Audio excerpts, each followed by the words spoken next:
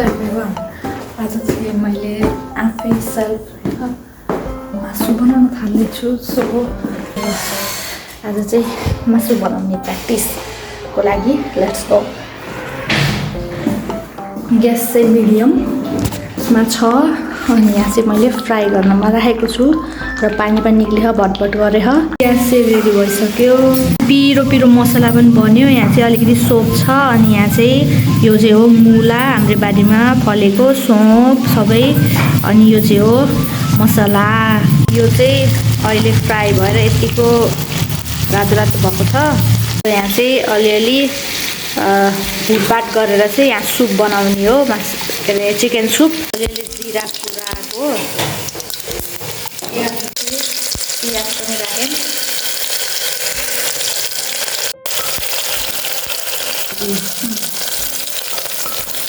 मासुलाई पनि राखेँ। अहिले चाहिँ भुलेर चाहिँ यतिको भएको छ अनि फेरि यसमा पनि पट हुन्छ अनि के अरे नुन सुन के राख्नुपर्छ खत्रङ चाहिँ नुन पनि राखौँ। अब चाहिँ मजाले चलाएर अरू सुपहरू राख्ने के हो चलाइदिने। मम्मीले चाहिँ हेल्प गर्नुपर्छ।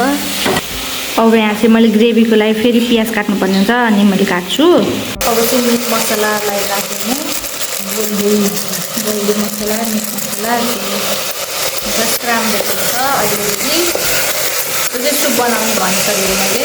यसमा चाहिँ पानी राखिदिने मजाले, 1 कटोरा जति, 2 कटोरा जति, 3 कटोरा जति अनि 4 कटोराभन्दा अलिक थोरै राखेर मजाले सिटी लगाइदिने। अब यस्तो मिठो रस बनेको छ।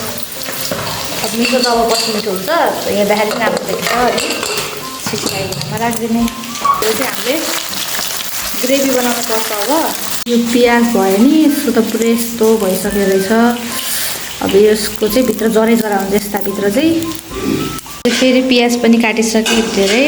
अनि प्याजको त्यो चाहिँ यसरी काटिदिएँ मैले। अनि टमाटर पनि सलक्क काटिए। प्याज यसरी राख्नुपर्छ।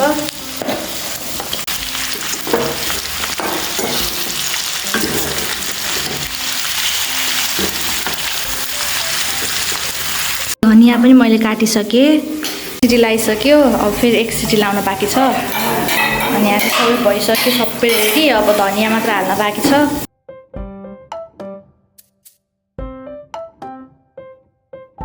यस्तो भइसक्यो।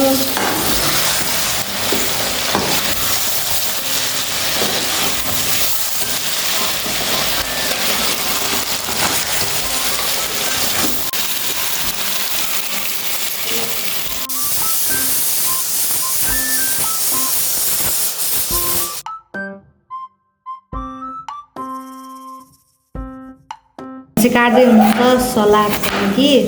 मासु चाहिँ रेडी भइसक्यो भातसित र मुलाको तरकारीसँग। अनि यहाँ चाहिँ छ सुप पनि, झोल चिकन सुप। ल यो चाहिँ खाएँ त मैले। Let's it.